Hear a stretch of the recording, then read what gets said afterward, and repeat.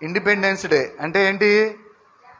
జెండా పండుగ. Very good. ఇంకా స్వాతంత్రం, మనందరికీ స్వాతంత్రం వచ్చింది కదా.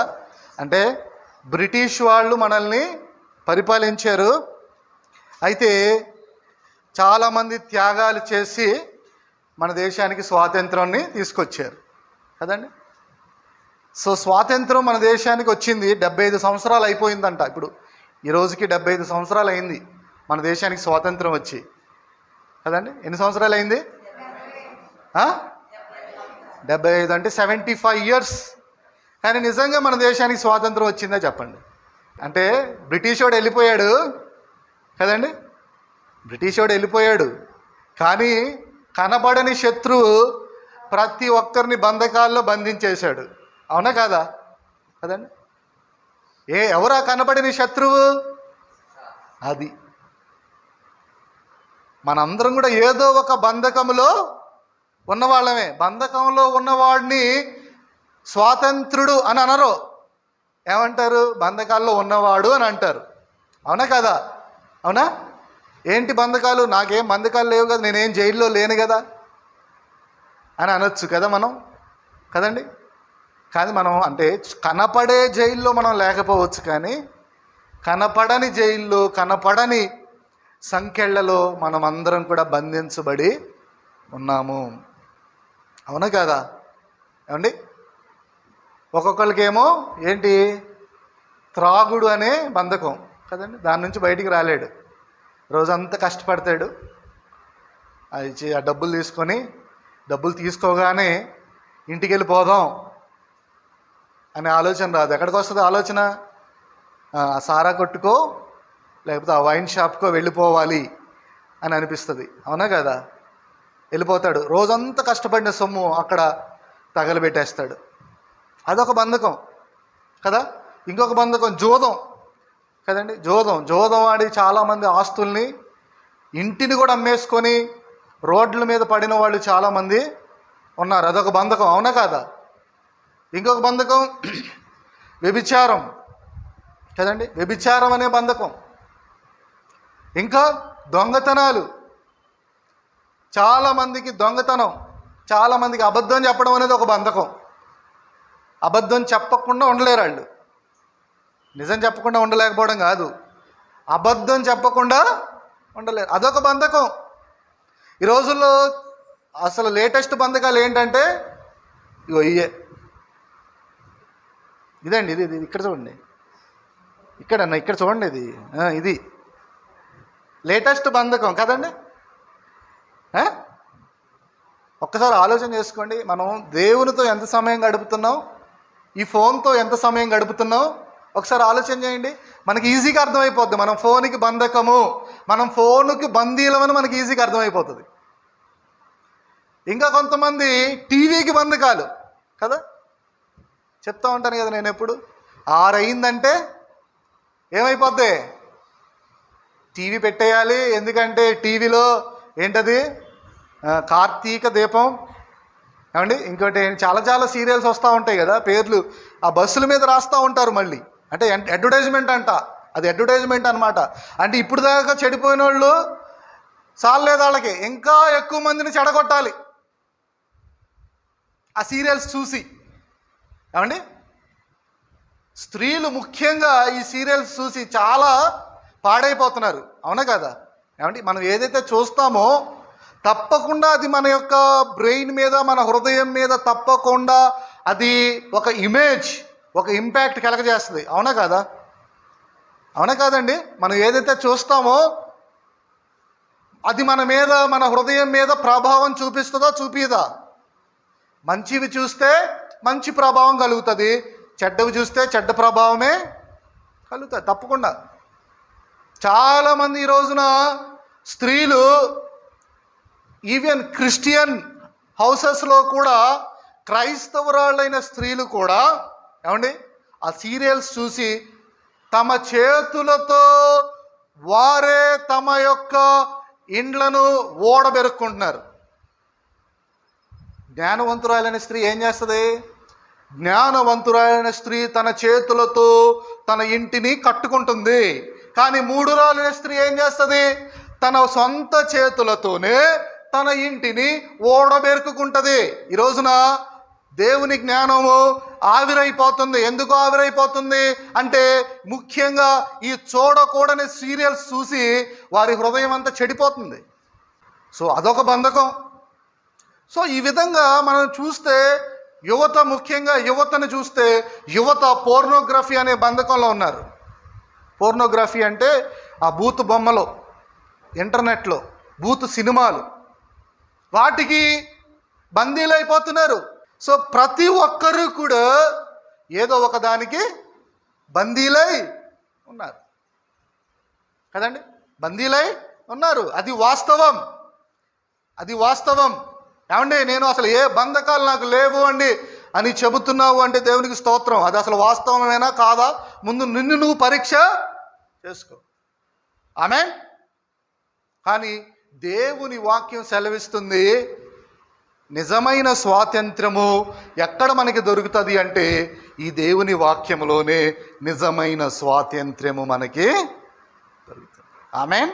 నిజమైన స్వాతంత్రం అంటే నువ్వు ఏ బంధకాల్లో కూడా నీవు చిక్కుకొని లేవు. నీవు నిజమైన సంపూర్ణమైన స్వాతంత్ర్యాన్ని నీవు కలిగి ఉన్నావు అని చెప్పగలిగిన వారు ఎవరు అంటే ఈ బైబిల్ని ఫాలో అయ్యేవాళ్ళే. ఆమేన్.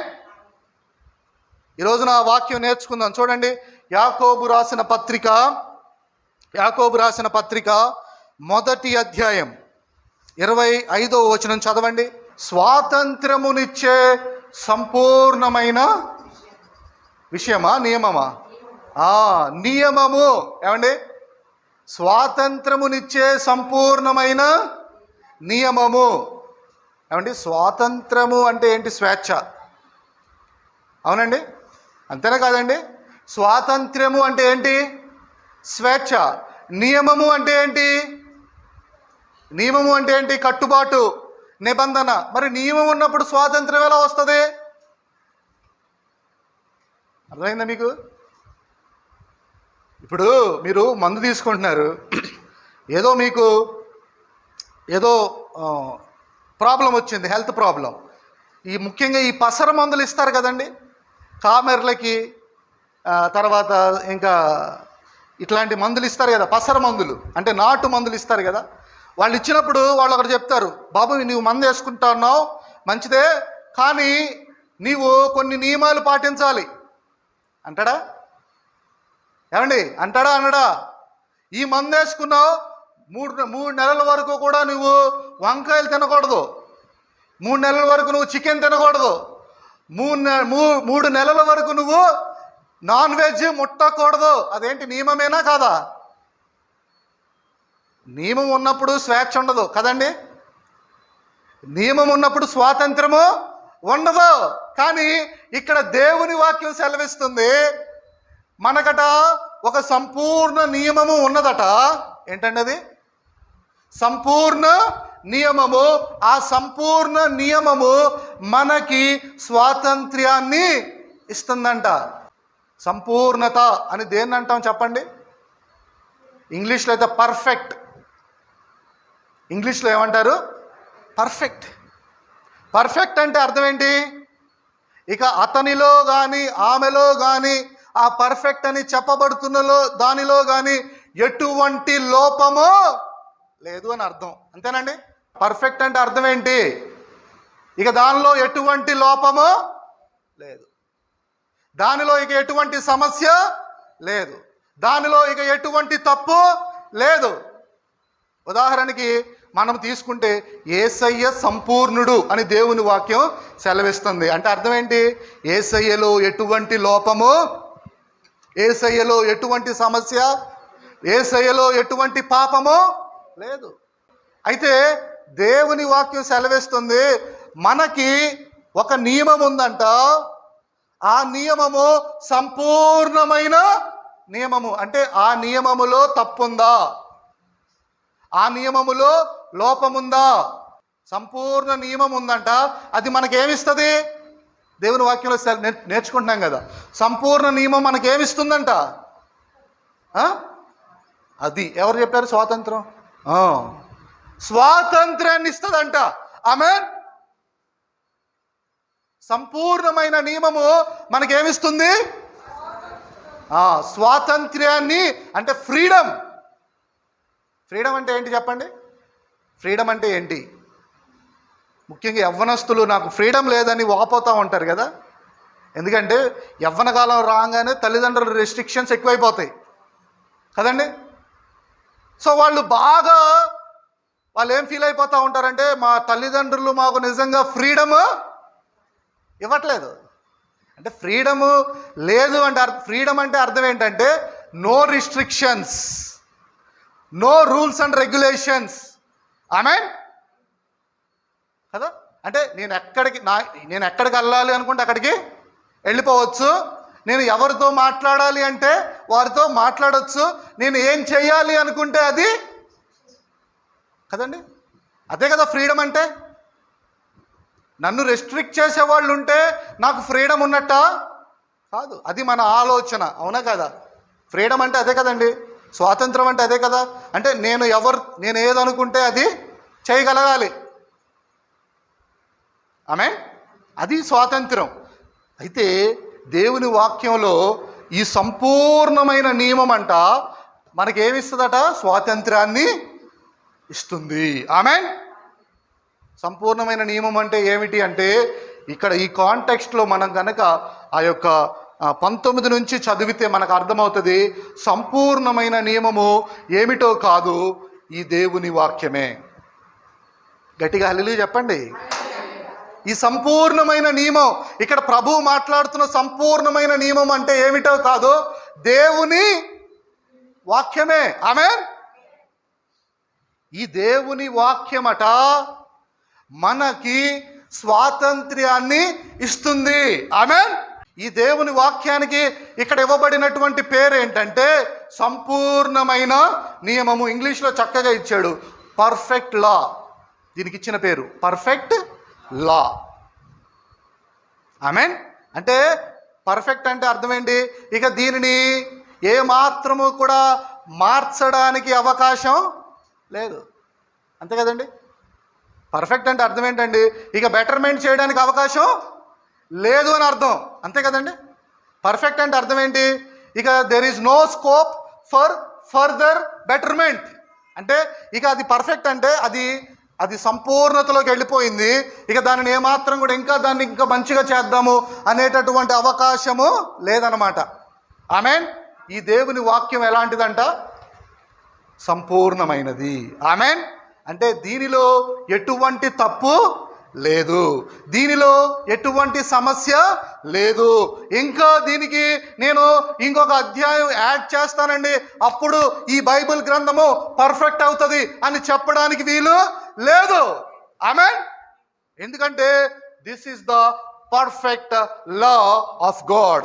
ఇది దేవుని యొక్క సంపూర్ణమైన నియమము. ఇప్పుడు అర్థమైందా మీకు? సంపూర్ణమైన నియమం అంటే ఏంటి? మీ బైబిల్స్ చేత పట్టుకోండి, అందరూ ఇలా పట్టుకోండి, పైకెత్తి చూపించండి. కొంతమంది తీసుకురండి, బైబిల్స్ తెచ్చుకోవాలి మందిరానికి వచ్చేటప్పుడు. సో ఇప్పుడు నేను మిమ్మల్ని ఒక క్వశ్చన్ అడుగుతా, సంపూర్ణమైన నియమం మీ చేతుల్లో ఉందా లేదా? ఉందండి. ఏంటండి సంపూర్ణమైన నియమము? చెప్పాలా? ఈ వాక్యమే. ఆమేన్. ఈ సంపూర్ణమైన నియమమట మనకేమిస్తుంది చెప్పండి? స్వాతంత్ర్యాన్ని ఇస్తుంది. ఆమేన్.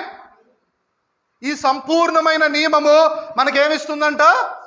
స్వాతంత్ర్యాన్ని ఇస్తుంది. ఏమండి, ఎందుకండి ఈ సంపూర్ణమైన నియమం అంటే ఈ దేవుని వాక్యం ఎలాగిస్తుందండి నాకు స్వాతంత్రం? ఎందుకు ఇస్తుందండి ఈ స్వాతంత్రం నాకు ఈ సంపూర్ణమైన నియమం అంటే?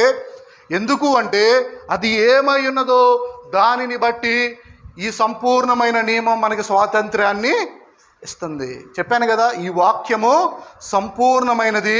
దీనిలో ఎటువంటి తప్పులు లేవు, దీనిలో ఎటువంటి సమస్యలు లేవు. ఇది ఇక పర్ఫెక్టే కాదా? మళ్ళీ దీన్ని మార్చడానికి ఏమన్నా అవకాశం ఉందా? ఏమంటే బైబిల్లో ఇంకా కొంచెం బెటర్మెంట్ చేయాలండి అనేటటువంటి అవకాశం ఉందా? చెప్పండి. కాబట్టి ఇది ఏమై ఉన్నదో దానిని బట్టి దీనిని సంపూర్ణ నియమము అని దేవుని వాక్యం మనకి తెలియచేస్తుంది. రెండవదిగా దీనిని దేవుని వాక్యాన్ని సంపూర్ణ నియమము అని భక్తుడు ఎందుకు సెలవిస్తున్నాడు అంటే, ఈ సంపూర్ణమైన నియమమైన వాక్యము మన జీవితాలలో ఏమి చేయగలదో దానిని బట్టి దీనికి ఆ పేరు వచ్చింది. ఏం చేయగలదు ఈ వాక్యము అంటే, ఈ వాక్యము తప్ప మన పాపముల నుండి మనలను విడిపించగలిగింది మరి ఒకటి లేనే. ఆమేన్. ఈ వాక్యము తప్ప, ఈ సంపూర్ణమైన నియమము తప్ప, ఈ దేవుని వాక్యము తప్ప మనలను మన పాప శాపముల నుండి విడిపించగలిగింది మరి ఒకటి లేనే. ఏమండి, నేను పూజలు వ్రతాలు నోములు నోస్తానండి, నా పాపాలు పోవా? అవకాశం లేదు. ఏమండి, నేను వెళ్ళి పుణ్య నదుల్లో మునుగుతానండి, నా పాపాలు పోవా? అవకాశం లేదు. ఏమండి, నేను ఈ తల వెంట్రుకలు ఇచ్చేస్తానండి, నా పాపాలు పోవా? అవకాశం లేదు. ఏమండి, నేను చెట్లెమట పుట్లెమట తిరుగుతాను, ఏంటది దాని చుట్టూ తిరుగుతారు కదండి 100 సార్లు ఎన్నిసార్లు. ఏమంటే ఆ విధంగా తిరుగుతాను, మరి నా పాపాలు పోతాయా? అవకాశం లేదు. ఏమండి, నేను ఆ కొండ మీదకి నా మోకాళ్ళతో ఎక్కేస్తానండి, నా పాపాలు పోతాయా? చాలా కష్టపడుతున్నాను కదా. అవకాశం లేదు. నీ పాపములను తీసివేయగలిగింది ఈ లోకములో ఒకే ఒక్కటి, అది యేసు రక్తము మాత్రమే. ఆమేన్.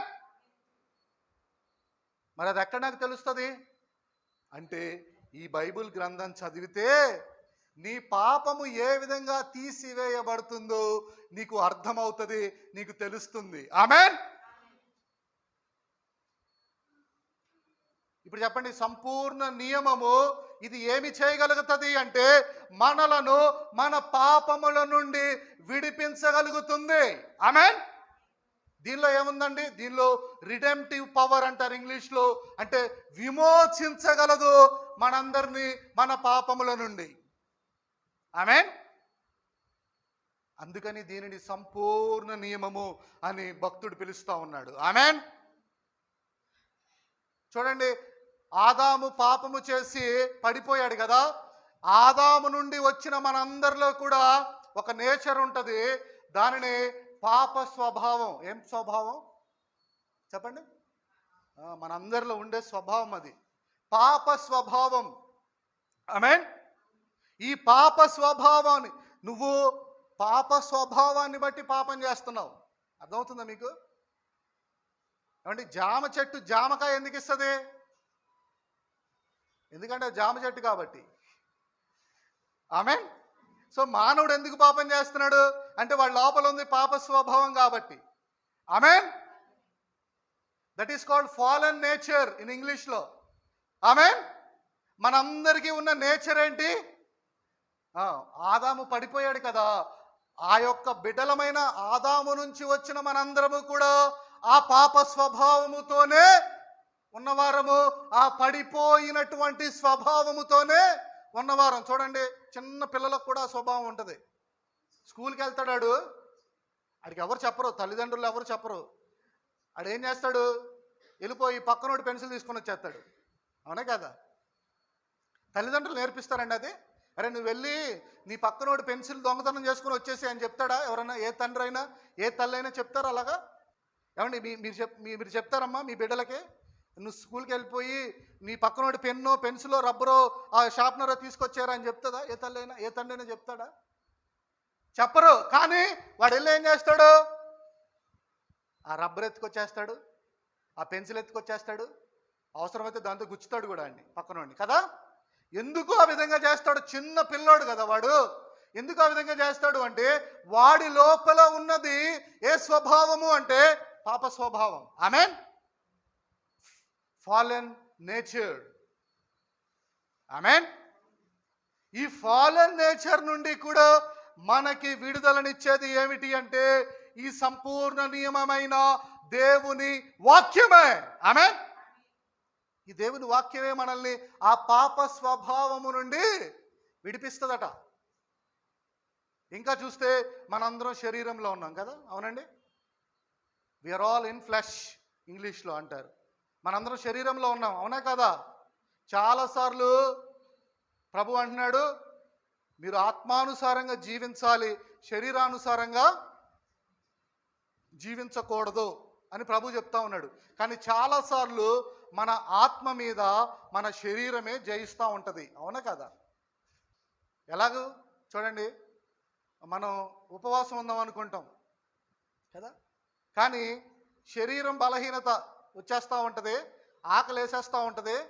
అదే రోజున పక్కనోడు మటన్ కూర చికెన్ కూర వండేస్తాడు, ఆ వాసన చక్కగా తగులుతూ ఉంటుంది.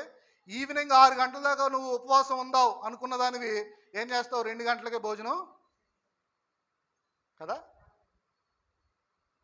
అంటే మనం ఏం చేస్తున్నాం, ఆత్మానుసారంగా జీవించలేకపోతున్నాము. అంటే మన శరీరము మీద ఆత్మ జయించాలి, కానీ మన ఆత్మ మీద ఏం జయించేస్తుంది, శరీరమే జయము పొందుతుంది. అర్థమైందా మీకు. మనందరం శరీరంలో ఉన్నాం. అందుకే పౌలు గారు అంటాడు, ఆయన చాలా గొప్ప భక్తుడు కదా, అనేక మందికి బోధించిన తర్వాత నేను భ్రష్టుడిని అయిపోతానేమోనని చెప్పేసి నేను నా శరీరాన్ని నలకొట్టుకుంటున్నాను అని అంటాడు.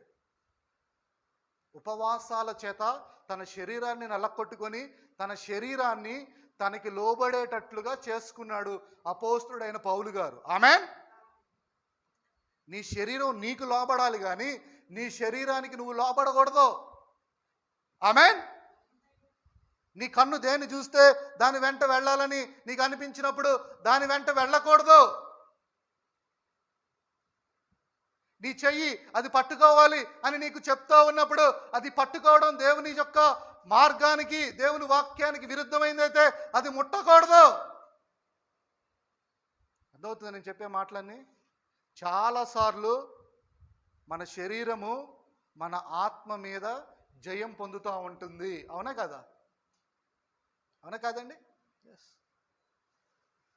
ఈరోజున ప్రభు అంటున్నాడు, నీకు ఆ శరీర క్రియల మీద నీకు జయము కావాలి అంటే, వాటి నుంచి నువ్వు విడుదల పొందాలి అంటే, నీకు నిజమైన విడుదల ఇచ్చేది ఈ సంపూర్ణ నియమమైన దేవుని వాక్యమే. ఆమేన్. ఇంకా మనం ఎక్కడున్నాం, లోకంలోనే ఉన్నాం కదండి. ఇంకా పరలోకానికి వెళ్ళిపోయాము అప్పుడే, ఇంకా వెళ్ళలేదు కదా. ఎప్పుడు వెళ్తాం, ప్రభు వస్తే వెళ్ళిపోతాం, లేకపోతే మనం చనిపోతే వెళ్ళిపోతాం. సో ఈ లోకములో ఉన్నంత వరకు కూడా ఈ లోకపు ఆకాశాలు, ఈ లోకపు ఆశలు మనల్ని ఆకర్షిస్తూనే ఉంటాయి, అవునా కాదండి, అవునా కదా. మనం క్రైస్తవులమైనంత మాత్రం చేత లోక ఆశలు, లోక ఆకర్షణలు మనకు ఆకర్షణ చూపించకుండా ఉంటాయా? తప్పకుండా ఆకర్షిస్తాయి మనల్ని, అవునా కాదండి. తప్పకుండా అవి మనల్ని ఆకర్షిస్తూనే ఉంటాయి. అయితే వీటి నుంచి కూడా మనం విడుదల పొందాలి అంటే దేవుని వాక్యం సెలవిస్తుంది. దీనికి ఇంకొక పేరేంటి మనం నేర్చుకున్నది? ఏ నియమం ఇది? సంపూర్ణ పర్ఫెక్ట్ లా. దీనికి ఏమన్నా ఇంకా బెటర్మెంట్ చేయడానికి అవకాశం ఉందా? చెప్పండి. దేవుని వాక్యానికి బెటర్మెంట్ చేయడానికి ఇంకేమన్నా అవకాశం ఉందా? లేదు. ఇది సంపూర్ణమైనది. ఆమేన్. ఈ సంపూర్ణమైన నియమమే మనకి స్వాతంత్ర్యాన్ని ఇస్తుందట. ఆమేన్. నేర్చుకుంటున్నాం కదా మనము. శరీరానికి చాలాసార్లు మనం బానిసలమైపోతున్నాం, చాలాసార్లు లోకానికి బానిసలమైపోతున్నాం, చాలాసార్లు సాతానికి బానిసలమైపోతున్నాం కదండి. ఇంకా మన లోపల ఉన్నదే పడిపోయిన మానవుని స్వభావం. వీటన్నిటి నుండి మనము విడుదల పొందాలి అంటే మనకి ఉన్నటువంటి ఏకైక ఆయుధము ఏమిటి అంటే దేవుని వాక్యం. ఆమేన్. యోహాను సువార్త 8వ అధ్యాయము 31, 32 వచనాలు చదవండి ఒకసారి. 31, 32 వచనాలు జాగ్రత్త చదవండి. ఇక ఇది ఏ సందర్భం అంటే, కొంతమంది యూదులు యేసయ్య దగ్గరికి వచ్చారు. యేసయ్య దగ్గరికి వస్తే యేసయ్య వారితో అంటున్న మాట ఏంటంటే, మీరు గనక నా వాక్యమందు మీరు గనక నిలకడగా ఉంటే మీరు నాకు శిష్యులై ఉంటారు. అప్పుడు మీరు సత్యమును గ్రహిస్తారు. ఆ సత్యము మిమ్ములను స్వతంత్రులుగా చేస్తుంది. ఆమేన్. ఏంటన్నాడు ఇక్కడ ప్రభు? సత్యము మిమ్ములను స్వతంత్రులుగా చేస్తుంది. ఏంటి సత్యము చెప్పండి? యేసయ్య ఏం చెప్పాడు? నేనే మార్గమును, నేనే జీవమును, నేనే సత్యమును. ఆమేన్. ఇంకా దేవుని వాక్యం చూస్తే భక్తుడు అంటాడు, నీ వాక్యమే ఏంటి? ఈ వాక్యం సత్యమా అసత్యమా? ఈ వాక్యము నిజమా అబద్ధమా? నిజం కదా. దేవుడు భక్తుడు అంటాడు, నీ వాక్యమే సత్యం. ఆమేన్. అంటే యేసు క్రీస్తు వారే సత్యము, దేవుని వాక్యమే సత్యము. సో మనల్ని స్వతంత్రులుగా చేసేది ఏంటి అంటే ఈ దేవుని వాక్యమే. ఆమేన్. ఏమండి, ఎలా స్వతంత్రులుగా చేస్తుందండి ఈ దేవుని వాక్యం? అది మనం నేర్చుకోవాల్సిన సంగతి, అది మనం నేర్చుకోవాల్సిన విషయం. ఇప్పటిదాకా నేర్చుకున్నది ఏంటంటే ఈ సంపూర్ణ సత్యమే మనకి స్వాతంత్ర్యాన్ని ఇస్తుంది. ఇది ఇప్పటిదాకా మనం నేర్చుకున్నది. మరి ఈ సంపూర్ణ సత్యమైన వాక్యము మనకి ఏ విధంగా స్వాతంత్రం ఇస్తుంది అనేది కూడా అక్కడే చెప్పాడు. చూడమ్మా, చదవండి. యాకోబు పత్రిక 1వ అధ్యాయము 25వ వచనం. తేరి చూచి నిలకడగా ఉండువాడు ఎవడో. రెండు విషయాలు చేయాలండి ఇక్కడ. ఒకటి వినండి. ఈ సంపూర్ణమైన నియమంలోనికి తేరి చూడాలంట. ఏం చేయాలి? తేరి చూడడం అంటే ఏంటి? తదేకంగా చూడడం. తేరి చూడడం అంటే ఏంటి? పరిశీలనగా జాగ్రత్తగా చూడడం. తేరి చూడడం అంటే ఏంటి?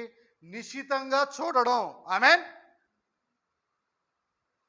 ఏమంటే ఇలా చూసి ఇలా తిప్పుకున్న దానికిను ఇలా దాన్ని చూసి జాగ్రత్తగా చూడడానికి తేడా ఉందంటారా లేదా? మనం ఎలా చూస్తున్నామంటే ఈ దేవుని వాక్యంలోనికి, ఈ సంపూర్ణమైన నియమంలోనికి మనం ఎలా చూస్తున్నామంటే చాలాసార్లు కేర్లెస్గా చూస్తున్నాం. చాలాసార్లు అలా చూసి మరలా మన పనుల్లో మనం బిజీ అయిపోతున్నాం. ఈరోజు దేవుడు మనకి చెబుతున్నాడు ఏంటి అంటే ఈ సంపూర్ణమైన దేవుని వాక్యమే మనకి స్వాతంత్ర్యాన్ని ఇస్తుంది. ఎలా ఇస్తుందంట? దీనిలోనికి తేరి చూడాలి ప్రతిరోజు. ఆమేన్. ఏం చేస్తున్నాం మనం అంటే చాలామంది అలవాటుగా బైబిల్ చదువుతారు. ఏమండి, బైబిల్ చదివారా అంటే చదివామండి, 1 అధ్యాయం చదివాం ఈరోజు అని చెప్తారు. ఏమండి, ఎందుకండి మీరు నిజంగా ఎందుకండి మీరు బైబిల్ చదివారు అంటే, నేను గనక బైబిల్ చదవకపోతే ఆ రోజు నాకు ఎలాగో ఉంటుందండి అంటే మనస్సాక్షి అతని మీద నేరారోపణ చేస్తూ ఉంటుంది అనమాట. నువ్వు ఈరోజు బైబిల్ చదవలేదు అని నేరారోపణ చేస్తూ ఉంటుంది. దాని నుండి తప్పించుకోవడం కొరకు ఏదో ఒక అధ్యాయం చదివేస్తే మామా అనిపించవచ్చులే. బైబిల్ వాక్యాన్ని చదవాల్సింది, దేవుని వాక్యాన్ని చదవాల్సింది ఆ విధంగా కాదు. చాలామంది ఏం చేస్తారంటే ఏదో 1 నిమిషం అలా చదివేసి అక్కడ పడేసి వెళ్ళిపోతారు. దేవుని వాక్యం సెలవిస్తుంది, దేవుని వాక్యాన్ని తేరి చూడాలి. ఆమేన్. దేవుని వాక్యము సెలవిస్తుంది, యెహోవా గ్రంథమును పరిశీలించి చదవండి. ఎలా చదవాలా? జాగ్రత్తగా ఒళ్ళు దగ్గర పెట్టుకొని, జాగ్రత్తగా టైం కేటాయించి, నిశితంగా పరిశీలన చేస్తూ, జాగ్రత్తగా పరిశీలన చేస్తూ, పరీక్షిస్తూ దేవుని వాక్యాన్ని తేరి చూడాలి. ఆమేన్. అర్థమైందండి మీకు? ఆ విధంగా తేరి చూస్తే ఈ గ్రంథములో ఉన్నటువంటి అద్భుతమైన సత్యాలన్నిటినీ కూడా దేవుడు నీకు చూపిస్తూ ఉంటాడు. ఆమేన్. తేరి చూడాలి అంటే ఇట్ రిక్వైర్స్ టైం తీసుకోవాలా. ఆమేన్. అంతేనండి. ఏమంటే ఒక్కసారి ఇలా అట్లా గ్లాన్స్ చేయడానికిను తేరి చూడడానికి తేడా ఉందా లేదా? తేరి చూడడానికి ఎక్కువ టైం పడుతుందా? ఒకసారి ఇలా చూసి మొహం తిప్పేసుకోవడానికి ఎక్కువ టైం పడుతుందా? జాగ్రత్తగా పరిశీలన చేసి చదవడానికే ఎక్కువ టైము పడుతుంది కదండి.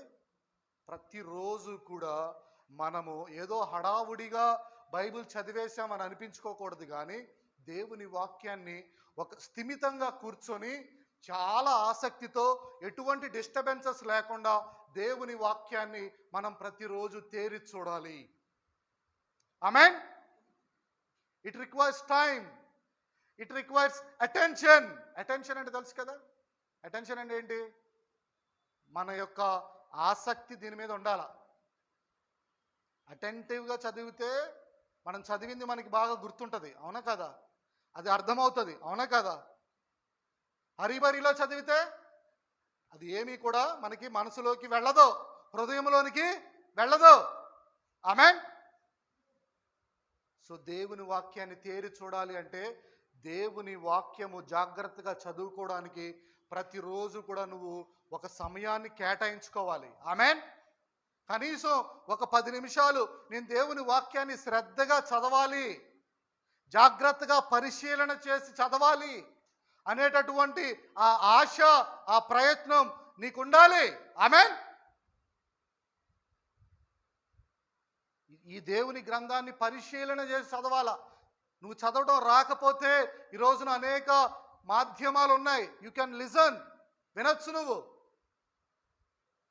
ఈ రోజున అరే బాబు యాకోబు పత్రిక పెట్టు అంటే నెట్లో ఆన్ చేసి పెడితే చక్కగా చదివిన వాక్యం నువ్వు వినొచ్చు, నీకు చదువు రాకపోతే.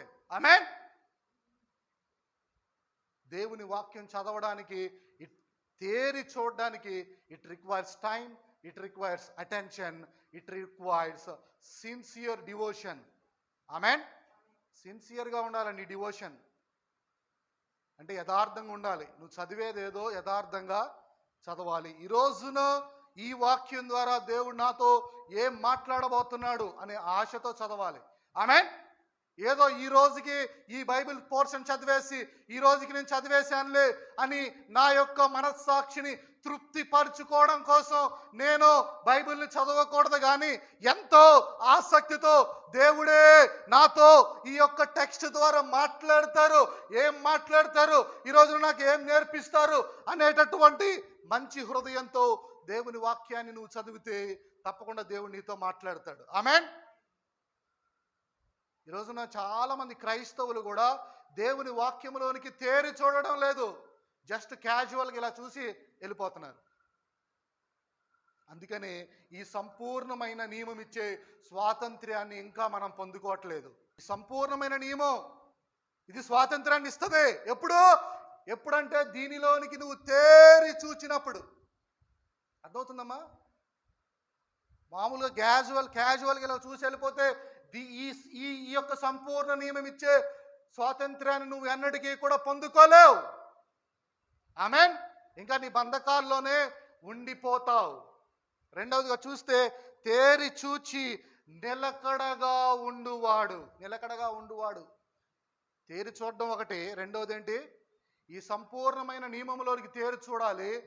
ఈ సంపూర్ణమైన నియమములో దేవుడు నేర్పించే వాక్యములో నిలిచి ఉండాలి. ఆమేన్. దాన్ని కన్సిస్టెన్సీ అని అంటారు కదా. చూడండి, ఇప్పుడు క్రికెట్ ఆడే వాళ్ళకి బాగా తెలుస్తుంది ఈ విషయం. ఒక బ్యాట్స్మెన్ ఒక మ్యాచ్లో సెంచరీ కొడతాడు, ఏమండి, నెక్స్ట్ మ్యాచ్లో డక్అవుట్ అయిపోతాడు అనుకోండి, ఏమవుతుంది? ఆ బ్యాట్స్మెన్కి కన్సిస్టెన్సీ ఉన్నట్టేనా? No consistency. వరుసగా నువ్వు 4-5 సెంచరీలు కొడుతున్నావు, వరుసగా 4-5 హాఫ్ సెంచరీలు కొడుతున్నావు అంటే నిన్ను ఏమంటారు? యువర్ ఎ కన్సిస్టెంట్ బ్యాట్స్మెన్, అంటే నిలకడ ఉంది నీలో. ఆమేన్. ఈ రోజున సెంచరీ కొట్టి రేపు డక్అవుట్ అయిపోయి మళ్ళీ డక్అవుట్ అయిపోయి మళ్ళా ఒక 4-5 మ్యాచ్ల తర్వాత ఒక హాఫ్ సెంచరీ కొడితే అటువంటి బ్యాట్స్మెన్ని కన్సిస్టెంట్ బ్యాట్స్మెన్ అని అనరు. ఆమేన్. దేవుని వాక్యములో అట మనము నిలకడగా ఉండాలి. ఏమండి, భార్యాభర్తల సంబంధం అది కొన్ని రోజుల నుండి పోయేదా? ఒకసారి ఒక పురుషుడు ఒక స్త్రీని వివాహం ఆడాడు అంటే is it not a life long commitment? వారిరువురు కూడా జీవితాంతం వరకు ఒకరికి ఒకరు బద్దులై ఉండాలా వద్దా? ఏమండి కొన్ని రోజులు ఏదో ఉంటానండి, మరి తర్వాత నేను నా దారి నేను చూసుకుంటానంటే కుదురుతుందా? కొన్ని రోజులేమో దేవుని వాక్యంలో ఉంటానండి, కొన్ని రోజులు లోకంలో ఉంటానండి అని అంటే కుదురుతుందా? కుదరదు. ఈ రోజున ప్రాబ్లం ఏంటి అంటే మనము దేవుని వాక్యములో నిలకడగా ఉండలేకపోతున్నాం. ఆమేన్. కొన్ని రోజులు లోకము, మరలా కొన్ని రోజులు వాక్యం. కొన్ని రోజులు లోకాశలు, మరలా కొన్ని రోజులు వాక్యం. అలా కాదు, ఎప్పుడు కూడా దేవుని వాక్యములో నిలకడగా ఉండాలి. ఆమేన్. కన్సిస్టెంట్గా ఉండాలి. అంటే ఈరోజు దేవుని వాక్యానుసారంగా జీవించి రేపొద్దున దేవుని వాక్యానుసారంగా జీవించలేకపోవడం అనేది మన జీవితాల్లో ఉండకూడదు. ప్రతి దినము ప్రతి క్షణము నేను నా దేవుని వాక్యానుసారంగానే జీవించాలి అనేటటువంటి తపన నీకుండాలి. ఆ యొక్క ప్రయత్నము నీకుండాలి. ప్రతి దినము మనము దేవుని వాక్యములో నిలిచి ఉండాలి. ఆమేన్. అంటే ఇది ఏం చెప్తుందో, ఈ వాక్యం ఏం చెప్తుందో దాని ప్రకారంగా చేయాలి. Not sometimes, always. Amen. అంటే కొన్నిసార్లు కాదు, ప్రతిసారి. కొన్నిసార్లు కాదు, ప్రతిసారి. ఈ దేవుని వాక్యము ఏమి చెబుతుందో దానిని కొన్నిసార్లే పాటించడం కాదు, ప్రతిరోజు ప్రతి దినము ప్రతి క్షణము ఈ వాక్యానుసారంగా జీవించాలి. ఆమేన్. ఆ విధంగా ఎవరైతే జీవిస్తారో వారు ఈ దేవుని వాక్యము, ఈ సంపూర్ణమైన నియమము ఇచ్చేటటువంటి స్వాతంత్ర్యాన్ని అనుభవిస్తారు. ఆమేన్. ఒక్క ముక్కలో చెప్పాలంటే ఎవరైతే దేవుని వాక్యాన్ని విని విధేయత చూపిస్తారో వారే తమ జీవితంలో స్వాతంత్ర్యాన్ని అనుభవిస్తారు. నువ్వు దేనికి బానిసగా ఉండవు. అప్పుడు సీరియల్స్ నిన్ను బానిసగా పట్టుకోలేవు, ఫోన్ నిన్ను బానిసగా చేసుకోలేదు. దేనికి నువ్వు బానిసగా ఉండవు, దేవునికే నీవు బానిసగా ఉంటావు. ఆమేన్. మనం బంధకాల్లో ఉండడం ప్రభువుకి ఇష్టము. అది ఏ బంధకమైనా కావచ్చు. ఆర్థిక సమస్యలు పెద్ద బంధకం, అప్పులు పెద్ద బంధకం. ఆమేన్.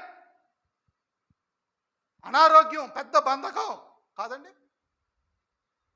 అశాంతి, అసమాధానం పెద్ద బంధకం. ప్రభు అన్నాడు, నీ బంధకం ఏదైనా సరే నేను చెప్పినట్టు చెయ్యి, నీ బంధకాలన్నీ తెగిపోతాయి, నేను ఇచ్చే స్వాతంత్ర్యాన్ని నువ్వు అనుభవిస్తావు. ఏం చేయాలి నువ్వు అంటే మొట్టమొదటిగా దీనిలోనికి తేరి చూడాలి ప్రతిరోజు. రెండవదిగా ఈ వాక్యములో ప్రతిరోజు నిలిచి నిలకడగా ఉండాలి. ఆమేన్. ఈ రెండు కనుక నువ్వు చేయగలిగితే ఎటువంటి బంధకం నుండి అయినా దేవుడు నిన్ను విడిపిస్తాడు. సంపూర్ణ స్వాతంత్ర్యము నువ్వు అనుభవించేటట్టుగా దేవుడు నీకు సహాయము ఆయన చెప్పినట్టు చేయండి. తప్పకుండా మీ జీవితాల్లో ప్రతి బంధకం నుండి విడుదల దేవుడిస్తాడు. సంపూర్ణమైన స్వాతంత్ర్యాన్ని దేవుడు నువ్వు అనుభవించేటట్లుగా చేస్తాడు. ఆమేన్. దేవుడు అట్టి కృప మనందరికీ దయచేయునుగాక.